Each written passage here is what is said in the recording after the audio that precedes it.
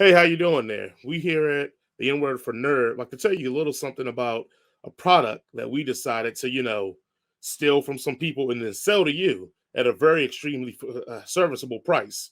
Have you ever been tired, worn down, and just lazy? I know I am because that's my life. But then this magical drink came Nerd Focus.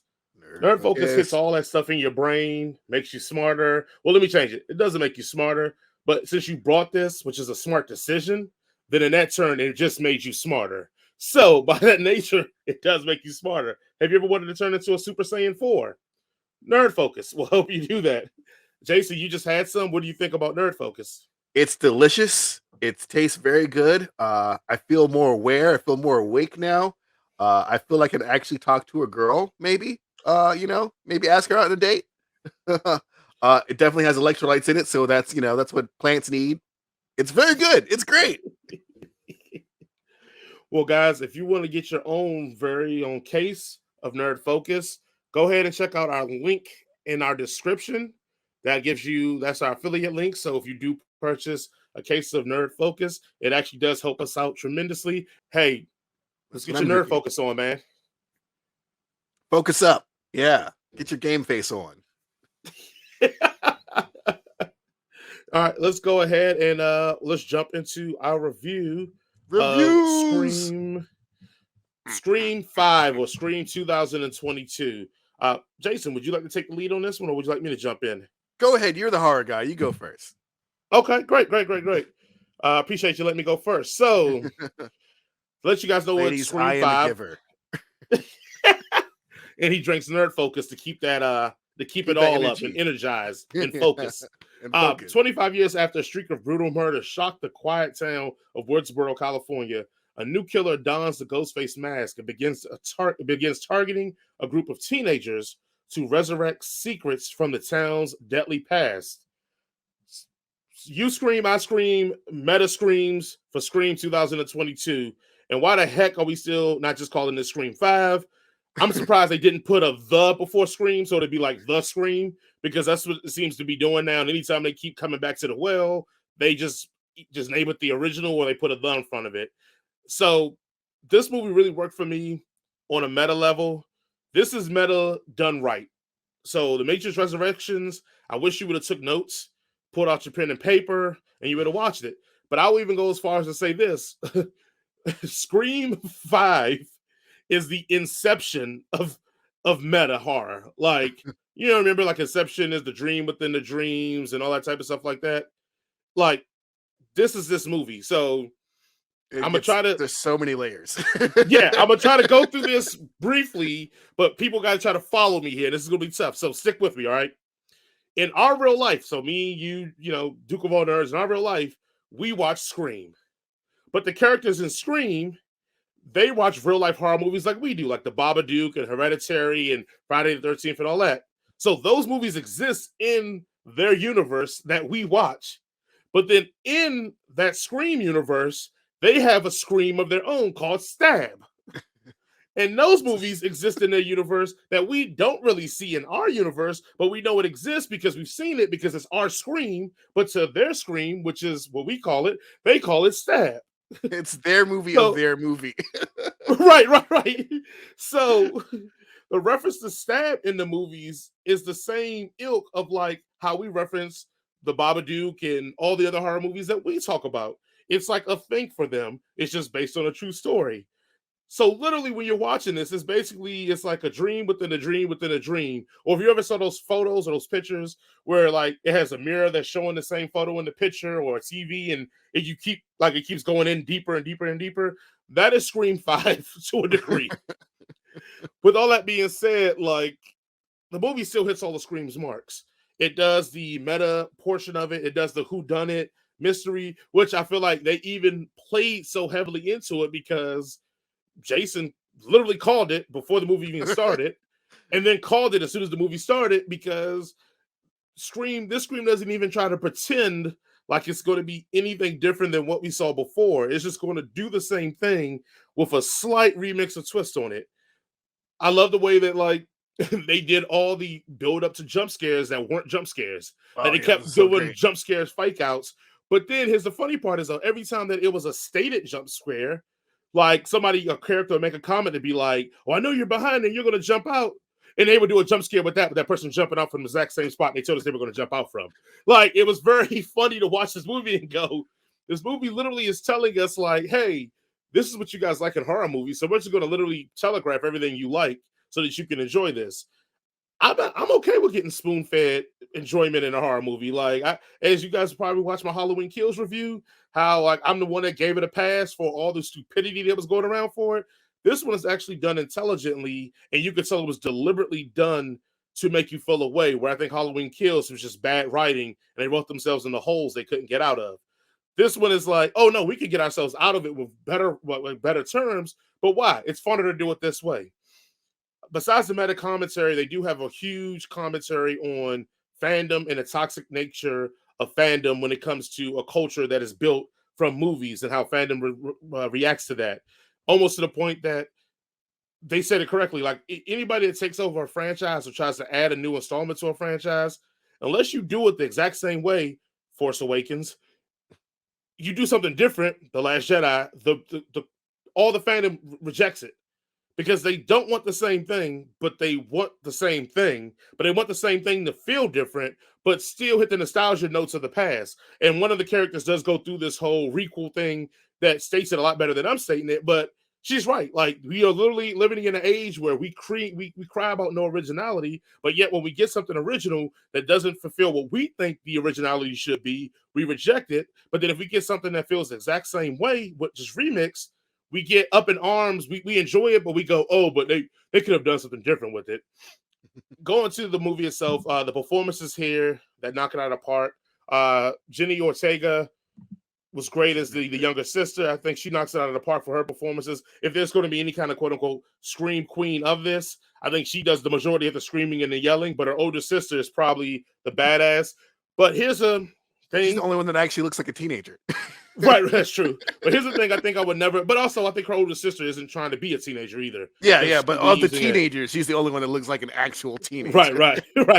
I thought I would never say these words ever in my life, and I'm going to say it that David Arquette's the best thing about this movie, and I still haven't forgiven David Arquette for Ready to Rumble. But this makes it a little easier for me because anybody knows me, I'm a wrestling fan. So this performance by David Arquette. Have you seen Ready to Rumble? Look, that's a love story to wrestling that he just failed at doing. All right, like no one got the joke except for him. That's called a bad comedian.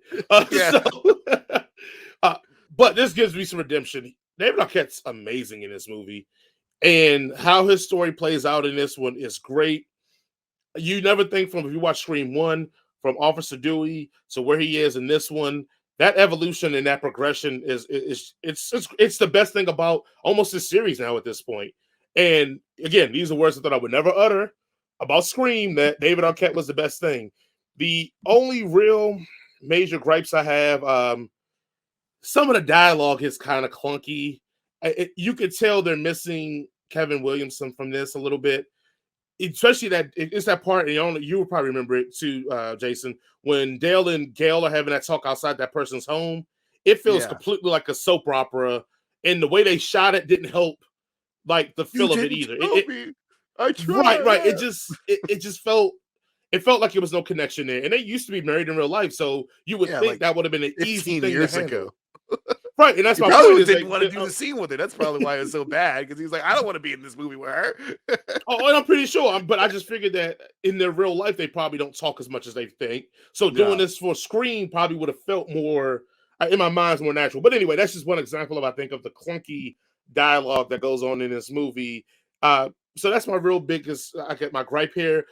All the Scream, for even Scream 3, which I think is the worst one out of all of them, they always still have punchy one-liners and one-uppies, and the way the dialogue always feels is very quirky and direct. Where this one does feel like they're trying to emulate that style, but the writers don't write in that style, so they're almost doing like a fan film of that style, and it comes off sometimes like that. So, but other than that, man, they upped the brutality in this one, which I thought that was good for the new era because more of our horror movies are more brutal for it. the thing that's going to make and break this movie for a lot of people is the final act. If you've been buying into the movie and you can buy into the final act of who the killers are, what their motivations are, and how it goes down, if you can buy into that part of it, you'll love this movie. If you Because cannot that buy into part that is part of it, really silly. yes, yeah, and that's my point. If you can't buy into that part, you're not gonna like this movie. So I'm putting that up front. So when y'all hate on me for my score, I'm gonna just go refer to you and say, did you like the final act? And if you say no, it was terrible, I'm gonna go, yes, that's what my review said. If you say no, I love the final act and I still thought it was trash, I don't know what you were looking for at that point then. So The final act was the best part, but the rest of the movie was garbage. I don't know. right.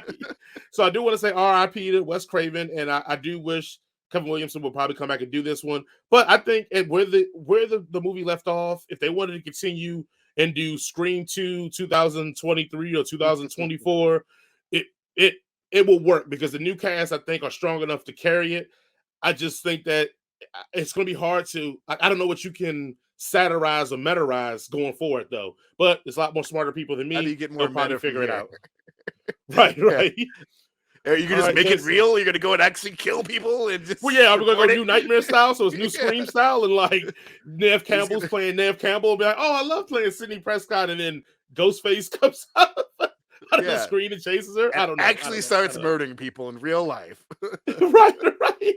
And you know what you do for publicity? You can plant murder stories in the real news, and people will think this is a real thing going on, but And it's they really will fake, never like Blair ever Witch. not think it's a real thing, and they'll actually think real people are dying, and they'll probably end up, going to some pizza parlor and shooting people up because of it. Okay, I didn't want to go that far. I was saying like how Blair Witch tricked people into thinking that these people are actually missing. That's what I was going at. Yeah, well, Bear Witch is back when we were innocent and we didn't know much about the internet, and then when everybody, figured out it was a hoax, it's like, oh, that's cool. Nowadays, people are like, oh no, I still believe that, and that's true, and I'm going to actually grab a gun and go find that guy. So you're correct. What are your thoughts on Scream 5 or Scream 2022? Scream 94. All right. Either way, Yes. let's clarify some terms here. I termed the re-sequel, which is a sequel that ignores other movies in the franchise to be a direct sequel of a previous film. And this one Mm. is a requel, which is a reboot sequel that still Mhm. has the other films, still has canon, but you're rebooting with different characters. And my head already hurts. Yes, yes. I feel like we've But pretty much explained a lot of stuff that people are gonna be like nerds and turn it off. yeah, yeah, nerds. But for this one, like, I really enjoyed this film. I had a fun time with this. There was a lot of really gory kills in this one that were really gory for the Scream franchise. That, like, normally in other Screams, it's kind of like PG-13ish violence. This one is definitely rated R. They definitely are showing some really gnarly kills. And if you're going for Mhm. a horror movie, that's kind of what you want to see in a horror movie. Um, I definitely like the two main actresses who are playing the sisters. They definitely sold the relationship as sisters, as well as the baggage they have as their family members. Um, the one kid who plays Wes, who is about 75 years old, should stop playing high school students. Okay, you're older than He's me, the my kid friend. from what 13 From and I Die Yeah, or 13 13 Reasons Why and Reasons. all. Yeah, he's been Yeah. playing a teenager for 15 years now. Time to stop. Yeah, I can see your 5 o'clock shadow, my bro. All right. Like, stop. Okay. I cannot believe you're a sophomore in high school no more. In fact, most of the teenagers in this are like, y'all are like 35. Why are y'all doing this? But other than that, like, yeah, it's a really enjoyable movie. I would agree with Jason that David Arquette's part in this, it got me in the feels. Like, you could feel like he really, really did a good job in this. He is definitely in a different spot from where we left him in Scream 4. He is not in a great spot, and you could definitely feel like him wanting to be a better person because of it. And although there are some nitpicky moments that I have, if you have a gun, you don't have to get close to people to shoot them. You know, that's the point of a gun. So Or you can let I it go to voicemail. You can let it go to or voicemail. yeah, or you can let it go to voicemail. Don't even worry about it. Just keep, yeah. So that part probably is a little bit just like a little taken out of the back, but I understand why they had to do that just to get to the character beat they were going for. The only other nitpick I really have is the dialogue amongst the teenage characters felt like dialogue written to be horror movie teenage characters rather than actual teenage characters. Because you have a friend who's in the hospital who just got brutally stabbed and you're making jokes about it, and she's supposed to be one of your good friends. Like, I went to high school and we would fucking rag on anybody we didn't know. But if like one of our friends got injured or was like, we're gonna make jokes after, 3 months later, but not like while they're fucking in the hospital, And especially if other people are getting murdered. Your friends got brutally murdered. Let's throw a party. Like, get the fuck out of here. Who Right, does right. that shit? But also with that, there's definitely a reason why that the movie presents forward why they're doing the things that they're doing. So another thing that I really liked about this movie is the fact, even though I did guess who the killers was going to be, it does give you like, because it's so meta, it's like, oh, am I wrong? Are they just making me think that's who the killer is going to be? It could be this character, it could be this character, Mm-hmm. and it makes you feel like pretty much anybody in the movie could have been the killer, which is great. But when you do get the reveal of who the killer is, like, oh yeah, I knew that from the beginning. Of course, Mm-hmm. that's the person's killer. But either way, it still have you second guessing yourself, which is great. Otherwise, yeah, this only okay. Last nitpick. I And feel this is like not your really last nitpick. nitpick is going to be what I don't nitpick on, but it's one of those things that you have to No, buy to sell this movie. But go ahead. no, well, only it's not really a nitpick for the movie itself. It's just that Courtney Cox had some work done, and they must have botched it because her face does not emote at all during this movie. And there's some pretty heavy moments where you're just like, oh, I guess she's supposed to be sad, but her face is frozen. It's like, I understand it's hard to be a woman in Hollywood. You got to try to keep up with the times. I get it, and I feel sorry for people who think they have to do that. But Nev Campbell, she aged gracefully. Courtney Cox, unfortunately, did not. That's unfortunate. So, but that's my only other nitpick. Other than that, the movie was great. I thought your other nitpick was going to be buying these new characters' relations to the old characters and how they just Oh kind of yeah, well, he just slide had the that in fucking and everybody. yeah. Oh yeah. Apparently, all these characters who got murdered in the last films had kids or some shit. It's Yeah, just and they all just happen to all be friends again. yeah, Like, they just have all live in the same town, happen to all be friends, and then they don't know. Oh, wasn't your uncle that guy from the da da da da da? Oh yeah, my dad is that the other da da da da, and my mom was that. yeah. Like, no, get the fuck out of here. That's just you got to suspend your disbelief on that. All right, that's just. Yeah. I mean, I guess Well, if it's a small town, like if you grew up in Tequila, well, not Tequila now, but Tequila back in the day, your kids are going to probably be friends with your friends or friends' kids because it's a small town. Woodsboro right. doesn't seem that small of a town to me, but I guess it would make sense they would start like hang out with each other, even though like one girl moved to California or maybe Woodsboro is in California. I don't fucking know. Yes, I in don't know where. California. Yeah. Okay, because Modesto is not. I guess it's not that far, so within driving distance. Mm. But All yeah, right. good movie, fun movie. I would say good. What would you? What's your rating on Scream? Scream 5, 4 out of 5. 4 out of 5. Okay. Yes. I think which is odd. I'm lower than you. Wow.